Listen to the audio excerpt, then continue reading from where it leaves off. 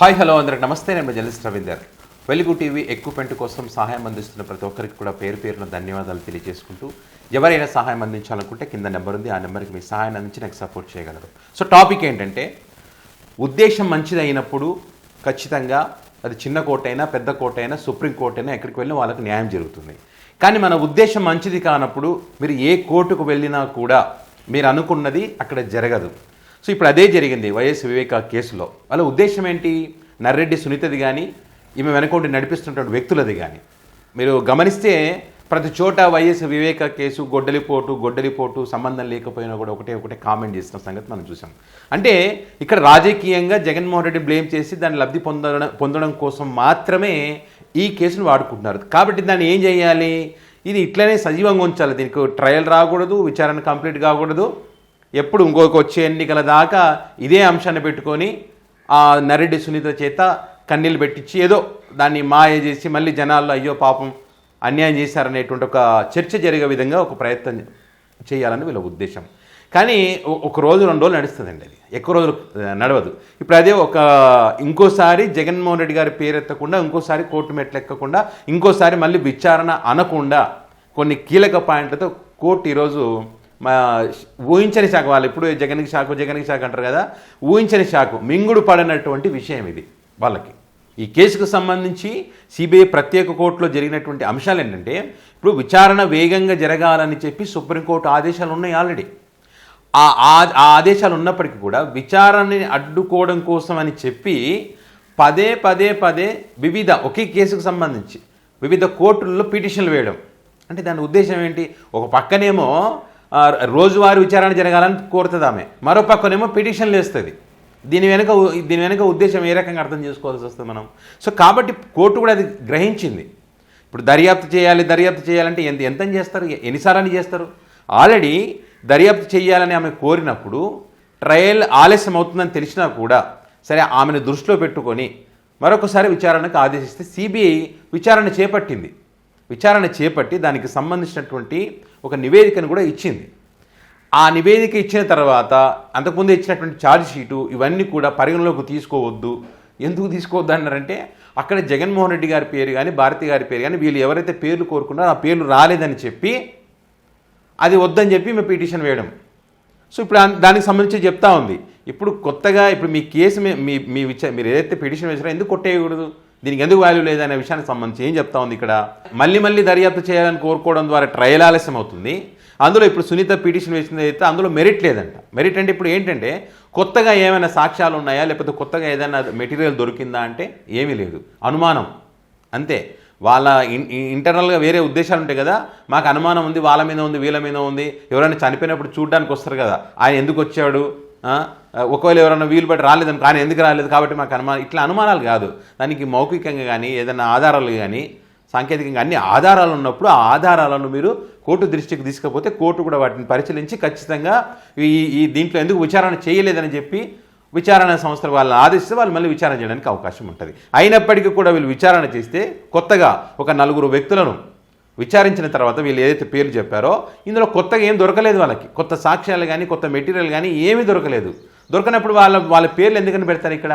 పైగా ఇక్కడ ఫోరెన్సిక్ నిపుణులు ఇచ్చినటువంటి ఆ డేటా కానీ, తర్వాత కాల్ డేటాకి సంబంధించి కానీ, ఆ చాట్ సంభాషణలకు సంబంధించినటువంటి కానీ, ఆ టైమింగ్ కానీ, వాటిని సాంకేతికంగా అన్నీ పరిశీలించి నిపుణులు పరిశీలించినటువంటి ఆ నివేదిక రిపోర్ట్ ఏదైతుందో అది కూడా కోర్టు దృష్టికి తీసుకుపోయినారు. వీళ్ళకు ఉన్న ప్రతి అనుమానాన్ని నివృత్తి చేసే విధంగా అన్నీ న్యాయమూర్తి ముందు ఉంచడం జరిగింది. ఇంకా ఎన్నిసార్లు విచారణ చేస్తారు? కాబట్టి ఇది చట్టపరంగా సాధ్యమయ్యేటువంటి విషయం కానే కాదు. ఇప్పుడు ఏమంటారు, విచారణ చేస్తున్నటువంటి వారిని న్యాయస్థానం ఇట్లా చేయి అట్లా చేయి, లేకపోతే నేను చెప్పినట్టు చేయి అంటే కుదరదు కదా. ఒక చట్టం ఉంది, దాని ప్రకారమే విచారణ జరగాలి. సో అదే చెప్తా ఉంది ఇక్కడ. దర్యాప్తు ఎలా కొనసాగాలో మేము నిర్ణయించలేము. ఇప్పటికే అంటే మా కోర్టు ఆదేశాల మేరకు 3 సప్లిమెంటరీ తుది నివేదికను కూడా ఆల్రెడీ ఇవ్వడం జరిగింది. అండ్ అదేవిధంగా సెక్షన్ 173 క్లాజ్ 8 ప్రకారము ఇది చట్టపరంగా సాధ్యమయ్యేటువంటి అవకాశం ఉండదు. పదే విచారణ చేయి అట్లా చేయి ఇట్లా చేయని చెప్పడానికి లేదు.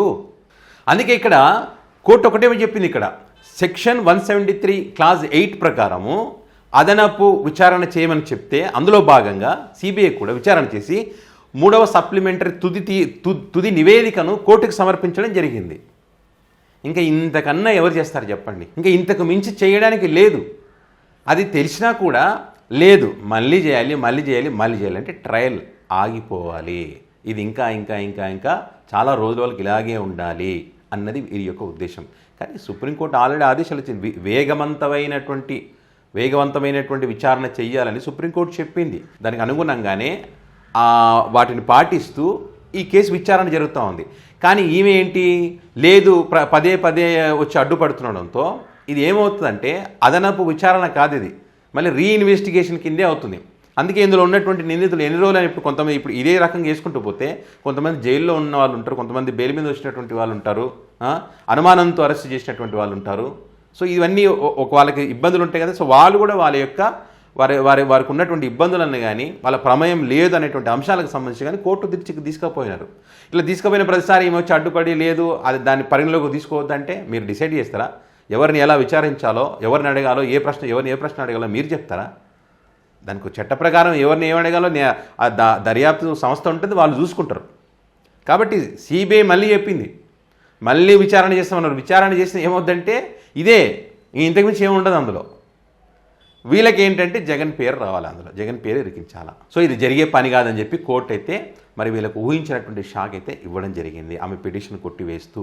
సో ఇక్కడ ఈమె వెనక ఉన్నటువంటి వాళ్ళకు వీళ్ళకు మరి జగన్మోహన్ రెడ్డికి షాక్ అంటే ఈమె పిటిషన్ కనుక పరిగణలోకి తీసుకొని అంతకుముందు ఛార్జ్ షీట్లు ఇవన్నీ కూడా పక్కకు పెట్టేసింటే కనుక జగన్కి షాక్ అనే వాళ్ళు రెడీగా ఉండేవాళ్ళు అనమాట. ఇప్పుడు ఏం పెడతారో పెట్టిన షాకులు, వీళ్ళకే షాకులు. సో ఇప్పుడు ఫైనల్గా ఏంటంటే వైఎస్ వివేకా కేసులో జగన్మోహన్ రెడ్డి గారి ప్రమేయం లేనే లేదు. సిబిఐ ఎంక్వైరీ చేసిన దాంట్లో గతంలో కూడా అనేక సందర్భాల్లో ఈ జరిగినటువంటి పరిణామాలకు సంబంధించి మరొక కోణం ఉంది, ఆ కోణంలో విచారణ చేయాలనేది చెప్తా ఉన్నారో. ఇదంతా ఏంటంటే నర్రెడ్డి సునీత వారసత్వపు అంశానికి సంబంధించినటువంటి కేసు ఇది. ఇందులో ఆమె పేరు కానీ ఆమెకి ఇబ్బందులు రాకుండా ఉండేందుకు, దాని గురించి చర్చ జరగకుండా ఉండేందుకు మరి ఆ కోణంలోనే విచారణ జరగాలన్నది మరి ఎవరు మాట్లాడడం లేదు. ఆ వైఎస్ వివేక రెండవ భార్య ఆమె చెప్పినటువంటి అంశాలను కూడా సిబిఐ పరిగణలోకి తీసుకుంది. కానీ ఆమె చెప్పినటువంటి దానిపైన విచారణ జరగాల్సినటువంటి అవసరం ఉన్నప్పటికీ కూడా దాన్ని వీళ్ళు ఏ రకంగా అడ్డుకుంటున్నారంటే ఈ రకంగా అడ్డుకుంటున్నారనేది ఇప్పుడు చర్చ. సో ఫైనల్గా ఏంటంటే టీడీపీ అధికారంలో ఉన్నప్పుడే ఈ కేసు మొదలైంది. సో అప్పుడు జగన్మోహన్ రెడ్డి గారి మీద వీళ్ళు ఏదైతే నిందలేశారో రాజకీయ కోణం, ఆ కోణం అని, అసలు ఆ కోణం కాదు, మరొక కోణం ఏంటంటే నర్రెడ్డి సునీత వారసత్వపు కోణం, రెండవ భార్య చెప్పినటువంటి అంశాలు, వీటన్నిటిని పరిగణలోకి తీసుకొని దానిపైన విచారణ చేస్తే అప్పుడు అసలు నిజాలు బయటికి వస్తాయి. మరి ఆ రకంగా ఈమె పిటిషన్ వేయగలదా?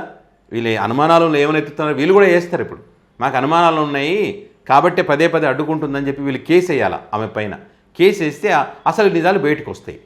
అది రాకుండా దానిపైన చర్చ జరగకుండా ఉండేందుకే ఈ రకంగా పదే రోజువారీ విచారణ జరగాలంటూ మళ్ళీ పిటిషన్లు వేస్తూ వివిధ కోర్టులకు తిరుగుతున్నాడని కారణం ఏంటంటే తను ఇబ్బందులు పడకూడదు, తన పైకి రాకూడదనే ఉద్దేశంతోనే ఇదంతా జరుగుతుందనేటువంటిదే మెజారిటీ పీపుల్ యొక్క అభిప్రాయం ఇది. ఎందుకంటే వివేకా కేసులో ఉన్నటువంటి వాళ్ళందరినీ కాపాడుతున్నది ఎవరయ్యా అంటే నర్రెడ్డి సునీత. ఇంక క్లియర్ కదా ఇది వాళ్ళ ఉద్దేశం ఏంటన్నది. సో ఆ ఉద్దేశాలన్నీ కోర్టు కూడా గమనించింది కాబట్టి ఆమె పిటిషన్ని పరిగణలోకి తీసుకోలేదు.